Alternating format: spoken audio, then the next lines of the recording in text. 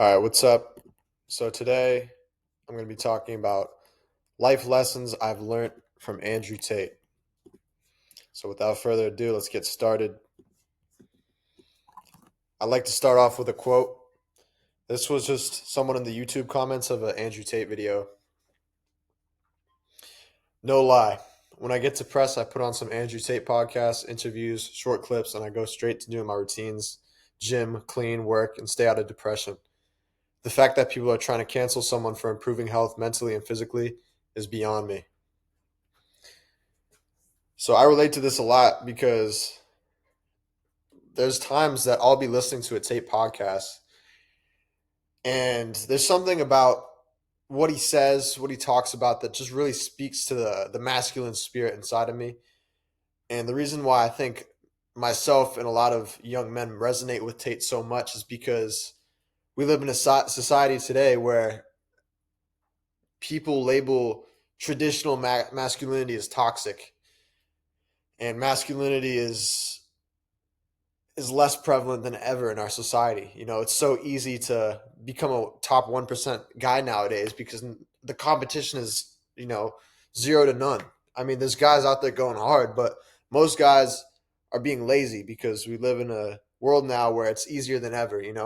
And there's a quote, hard times create strong men create good times create weak men create hard times. If you look throughout history, there was this historian who made this quote, came up with this quote because it's a pattern in history. And right now we're at the time where we're in good times and the weak men are here. Everybody around us is a weak man, and that's starting to create hard times now. And we're starting to see that shift start to happen once again. So, before I continue, let me quickly address the controversy about Tate because a lot of people, as soon as they hear Tate, they think, oh, that guy's a misogynist. Oh, that guy raped someone. Literally, I was in college about a month ago watching the Super Bowl in the community lounge, and my RA, who is basically, she's like she's super fat, and she's basically like a libtard. I have nothing against liberals. I have nothing against conservatives. It's just there's stupid people on both ends of the spectrum, and she just happens to be a stupid person on the liberal side. And as soon as my friend, my Muslim friend, was watching a Tate podcast with I forgot his name. It's Logan Paul's friend. Um, he was watching the podcast, and then she turned around. She was like, "Are you watching Andrew Tate? He raped 3 people." And I was like, "What? Name one." I was like, name one. And then she switched the subject as soon as I confronted her about it. It's fucking nonsense. Half these people hating on Tate, bro, if you ask them to define what misogynist is, they can't even tell you. I'm not going to go rant about that. It's just there's so many people who don't understand the core message because most people who are judging Tate haven't seen a full on podcast with Tate in it. They've probably just seen short clips and they've seen what the media has to portray him as. And obviously, because he exposes the Matrix, the media tries to cancel him because who controls the media? The people at the top. And Tate is exposing the people at the top. So obviously, they don't want him winning. This is why. This is why he got canceled on every platform. This is why he got sent to jail. And this is why, if he keeps on saying too much shit, and he's very, very careful not to say too much shit, they might try to assassinate him. But because he is off the grid as much as possible, they can't really do anything about him. So, isn't Tate a misogynist? No. When he was blowing up on TikTok, he was strategically saying controversial things. He was playing a caricature. He put together a plan with his team for 6 months to take over the internet.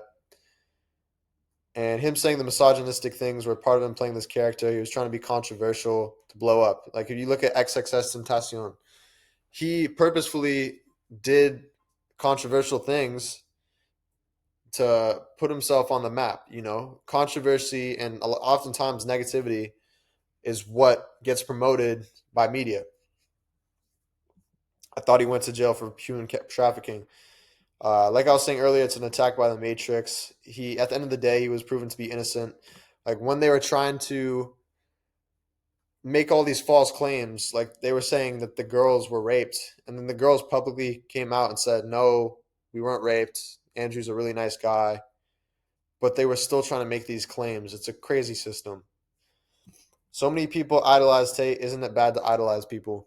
Now, listen, I'm not going to sit here and agree with everything that Tate says. You know, Tate's a human being, and we're all fundamentally flawed as human beings. Everybody makes mistakes. You know, I'm not sitting here telling you that you should listen to every single thing that Andrew Tate says. What I am telling you is Andrew Tate has reached a level of success and he has a great mindset, and I think everybody can learn something from him because of that, especially men. So this, flows well into my next point here.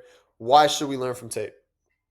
So he's a son of a chess grandmaster. He's a world champion kickboxer, billionaire. He has an elite network. He's a master speaker. He's highly intelligent. He's got an unbreakable mindset. One of the most Google men on the planet. He's got a bunch of hot girlfriends, and to have a bunch of hot girlfriends, obviously you have to be a certain tier of man to have that many hot girlfriends. If you're doing, if you got the hot girlfriends, you're doing something right. You know what I'm saying? Masculine role model to many men around the world, and of course he's funny as hell and he's entertaining. That's just it's not really a reason to listen to him. It's just kind of a good quality he has. So he's damn. Look at how much he's benching. I didn't even notice that. He's got 245 plates and it looks like a 25 right there. Holy shit, that is a lot, bro. Damn, like my max is like 200. My man is probably benching that for reps or something. I don't know. I just noticed that. But yeah, he's got all these achievements, so I think you got some stuff to learn from my man Andrew Tate. So these are some of the lessons that I've learned from him. Starting off, life as a man is hard and hyper competitive. In every aspect of life for men, money, women, what else? Sports, everything is competition. So you compete as a man in every aspect. Men are fundamentally born without value. As a man, you build your character up from the ground up. This is a big contrast from women. Everybody, like, no matter how ugly the girl is, somebody's going to want to fuck her. Like, honestly. But as a man, it's oftentimes lonely because you need to build your character. And if you don't build your character, no girl is just going to come along and suck your wee wee, bro. You got to go out there, build yourself up as a man, make yourself a high value man, and then you'll start to get females. The reason why Tate is so successful is because every second of the day he is working. As a man, you are competing against fellow men who have work ethics similar to Tate's. So, for 99% of people, there's always going to be someone ahead of you. There's always going to be someone out competing you. And, like, for me, as an ambitious young man, I'm always looking to people who are ahead of me in life, who are where I want to be in 5 to 10 years. I'm looking at what they're doing and I study them. This is why I study Tate. This is why I took the time out of my day to make this whole presentation, because I want to sit down and analyze what can I learn from this person. Because Tate, he's in a much better position in life than I am. But I have the advantage of being young. I have the advantage of being able to have a role model like him. When he was my age, he didn't necessarily have a role model like himself, but he actually did, because he had his father, who was an absolute G. Which is why, also, we'll get into that later, but that's also why he became so successful. You must have strong role models, and you must deliberately choose those role models and see what lessons they have to offer. Another thing that Tate talks about, and I've heard a lot of other self-improvement people talk about this, I really like this concept. You must be 100% responsible for every aspect of your life. Excuses don't matter. So the reason why I like this idea of being 100% responsible is because a lot of people, they are victims in life. they like to blame external circumstances. Now, the problem with blaming external circumstances is it takes things out of your control. Even the things that aren't necessarily your fault in life, you must still take responsibility for. You might you must take the burden of saying, "Okay, this is my fault." Even if you get in a car crash and it was the other person's fault, you got to still take responsibility for it. Maybe you could have been more aware and seen that this guy is a terrible driver. I'm going to keep my distance even more away from him than I usually would with a regular person driving. This is the type of attitude you must have if you want to build an excellent life for yourself, even with stuff that doesn't matter. Because once you start taking 100% responsibility and accountability for yourself, you put the control back in your hands. You don't leave any room for excuses, which is a very powerful state to be in. Because if you have all control over your life, that means not only are you controlling the bad shit, but you can control the good shit. You understand that it's your responsibility to go create a great life for yourself. Nobody else is going to come and create it for you. So being 100% responsible gives you a lot of self-empowerment. To be a man of character, you must face adversity. This was the quote I was talking about earlier. Hard times create strong men create good times create weak men, and weak men create hard times. So if you're going through something bad in your life, instead of saying, why me, it relates back to that what we were just talking about, the 100% responsibility. Instead of saying, why me, what you can do instead is say, thank you, God. Thank you for putting this in my life. I understand that this hard thing you have put in front of me to make me stronger. And I love this mentality because with this type of mentality, you can be going through anything in life. And instead of being a victim by it and getting depressed about it, you can say, thank you. I know this hard task that you put ahead of me is only to make me stronger.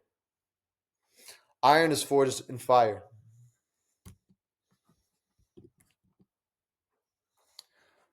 Another thing that Tate often talks about is how happiness is BS. Don't pursue happiness. Instead, pursue honor and pride. And I think fulfillment as well is a big one. A lot of people in life, if you ask them what's the point of life, say to be happy, right? You've probably heard this before. Maybe you even think the point of life is to be happy. Well, let me tell you why that's bullshit. If you think the point of life is to be happy, then you're going to go chasing hedonism. You're going to go chasing a bunch of short-term gratifications that you're going to be happy for like an hour, happy, right? You're just going to have a bunch of dopamine and serotonin fucking going off in your brain. You do some drugs, you know, you do some degenerate ass activities. You're going to be happy, sure, for like an hour. And then oftentimes after, you're going to be depressed because when you live that hedonistic lifestyle where life is like a roller coaster where you have these huge dopamine highs and then it crashes low and then you feel depressed and then there's a constant up and down. This is how most people live their lives, bro. And this is why you can't pursue happiness because it's just not a sustainable thing. Instead, counterintuitively, by pursuing honor, fulfillment, and pride, you will end up being happy by pursuing these other things and just ignoring happiness. Because when you do your absolute best and you give yourself, you give 100% of yourself every single day, you focus 100% of yourself on your goals, you pursue honor and pride instead of happiness, you're giving your all to life. And at the end of the day, you feel like, wow, I really gave it my all today. It starts boosting your self confidence. You know that you did your absolute best at the task you just did, which makes you feel better about yourself, which in turn actually makes you happy in the long run, even though you're not directly pursuing happiness. So to do this, you must be disciplined and you need to show up and work even if you don't feel like it. Like I didn't feel like making this video. I felt very lazy earlier. I was just sitting on the couch, but guess what? I knew I had to do this because I knew that if I didn't do it, I would feel ashamed of myself. And if I did do it, I would feel proud of myself at the end of the day. I'm going to sleep well and I'm going to fall asleep with a smile on my face because I know I showed up today and gave it my all. So let's quickly address the matrix. This is something Tate often talks about. It's almost like a meme at this point. I talked about this a little bit in my last video, so I'm going to be going over it kind of quick because I've already covered it. The Matrix is all about the elites concealing the truth about the world from the general public. They have control of the media, government, food, and much more. They push lies onto the masses to keep us weak, confused, and lost so we can be their worker slaves. And notice this, because Andrew Tate exposed the Matrix, he got canceled for it. You see this constantly, like Sneeko, Alex Jones, Andrew Tate, and even XXX. I don't know if his murder was by the government. That's speculation. I'm not really going to use that as an example. But like Sneeko, Andrew Tate, Alex Jones, they all got canceled for doing what? Exposing the truth. If you expose the truth, what happens?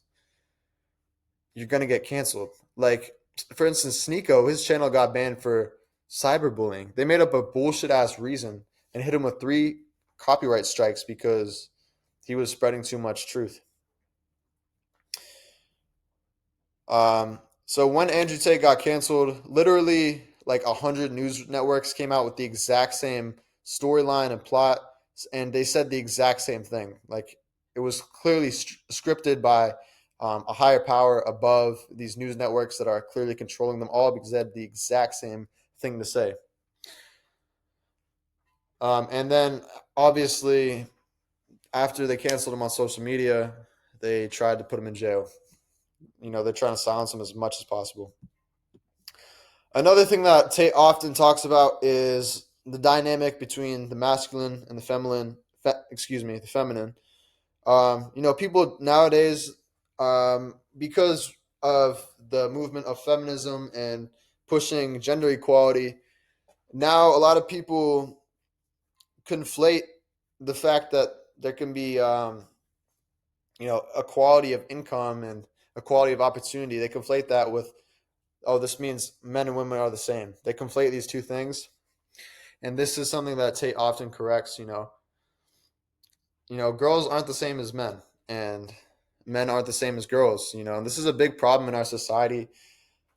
A lot of just male depression, male suicides, they stem from not having a father figure. If you don't have a father figure, you're not going to know how to be a proper man. And women nowadays too are a lot more miserable because men are wimpy now and women they're too masculine. Like they're career orientated. Like for me, if a girl is like obsessed with her career, I'm not going to be attracted to her. I'd rather be attracted to a girl who's like has like a bunch of like cute hobbies or something like knitting or some bullshit, and she wants to stay at home. That's a lot more attractive to me. If you ask the average guy, they would agree with me. Maybe they draw or some shit. That's cool. But if they're career orientated, I find that a little bit, gross. And I mean, no, let me correct that because I don't find it gross. I feel like if you wanted to go do that, go do that. I'm happy for you, but I'm not going to date you. I don't find it gross. I'm sorry I said that. That's not the right thing to say there. Uh, Tate says men should be the leader of everything and women are better at raising children. Girls don't know what they want on a conscious level. Girls want a guy that they can respect. And to be respected by women, you must respect yourself first. Fathers have always been away from the kids at work, and the emotional development of children is based on the father. Tate has said that his father wasn't at home very often. He only saw him about once a month for probably about like 48 hours. But he learned so many great lessons from him in that short period of time because that time spent was quality. Men and women don't necessarily need anything in common, but modern society tells us this is how we should be. And to fundamentally to fix a country's issues, you need to go to the most basic level, which is the family unit. So by fixing the masculine and the feminine, the mother and the father, we can fix a bunch of issues in society at large. Another thing that Tate, excuse me, another thing that Tate talks about often is being perspicacious. Here's a quote by his father: "My unmatched perspicacity, coupled with my sheer indefatigability, makes me a feared opponent in any realm of human endeavor." Okay, so what does it mean to be perspicacious? You see, my personal definition of perspicacity is being aware enough to think critically about the world, to analyze it, and to take the best course of action. You must be constantly self analyzing yourself and self analyzing what you can do better. You got to self analyze your own mind and the world around you. Tate talks about this a lot, and you got to be critical of yourself. You got to be constantly asking yourself, how can I be better?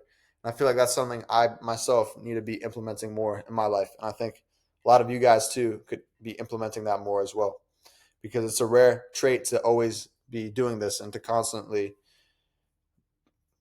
yeah, like to constantly be improving. But everybody's always constantly trying to be improving in the self improvement space. But Tate really takes it to this next level, and this is why he's got such an unbreakable mindset, because he's been doing this for years of his life, and this is how you can see, like, just the way he speaks, it's so deliberately thought out, and you can tell just from the way he speaks, his mindset is insane.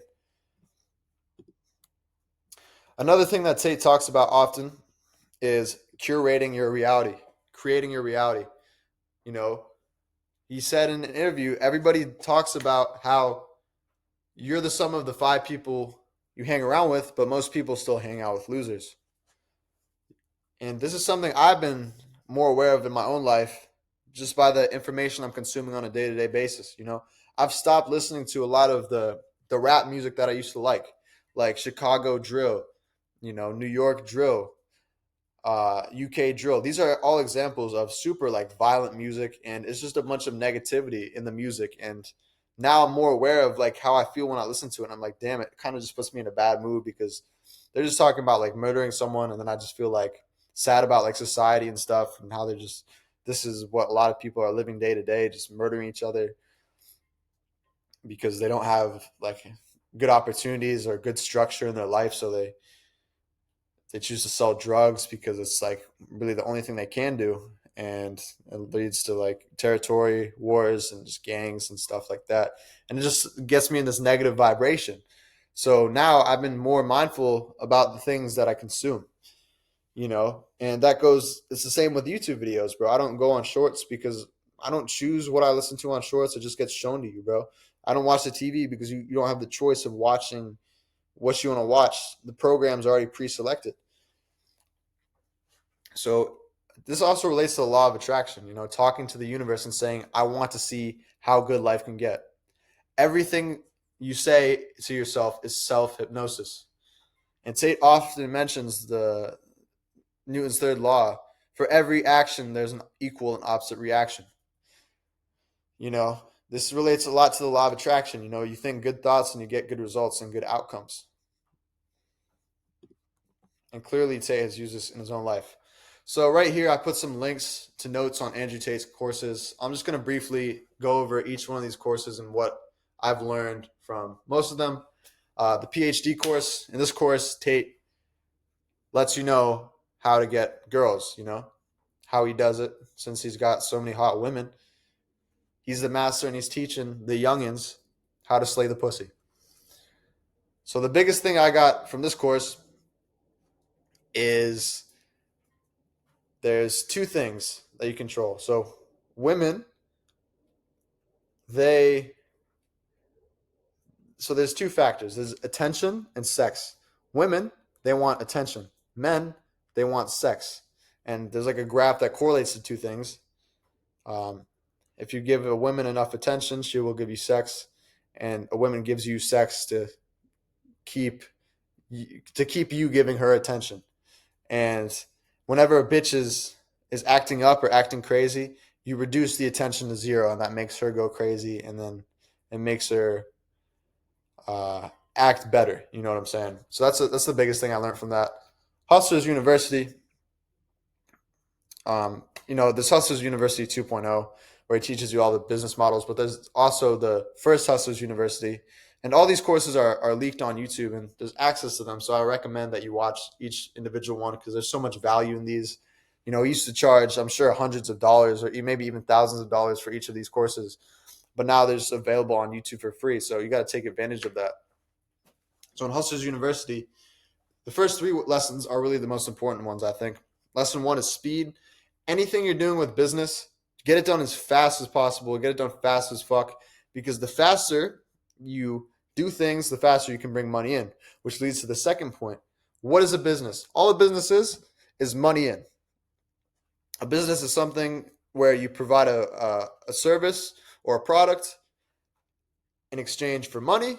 And if it's bringing in more money than it's putting out, it's a successful business.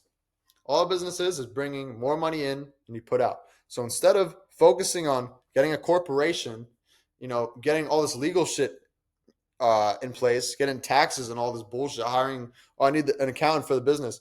Bro, if you haven't even made money yet, don't worry about all that shit. Worry about money in. And the third thing is start businesses for cheap. So here's the third course, How to Be G. This course discusses like body language. He says if you want to have alpha body language, you must learn how to fight. That's a big one from the course. Um, yeah, How to Be G is more of a varied course. It talks about networking a little bit. How to Be G is a little bit of everything. It teaches you how to dress a little bit. Well, it really just explains dressing doesn't matter. The most important thing though is the three tenets of the G mindset. I don't remember exactly what it was, but I'll repeat them not in order. You got to be pissed off that you don't have, what you want yet. You got to believe you can do anything, and excuse me. And you got to make your word iron-willed. So whatever you say, you must do. You must be a man of your word to the fullest extent. And if you speak something, it's pretty much already done. You say, I'm going to go to the gym for an hour, then you have to do it. That's the biggest lesson I learned from that. The Iron Mind course, in the Iron Mind course, he talks about making the villain of yourself. So what is the villain? The villain is just the version of yourself who does everything that you want to do to the best possible level. So the villain, he wakes up on time. He never wastes any time ever. So you make this, basically what you do is you make this version of yourself, which is basically the perfect version of yourself, who's always performing to the most optimal level. You write down all of his traits in detail, and then you're constantly thinking of this guy, and you're like, oh shit, this guy's out competing me at every second.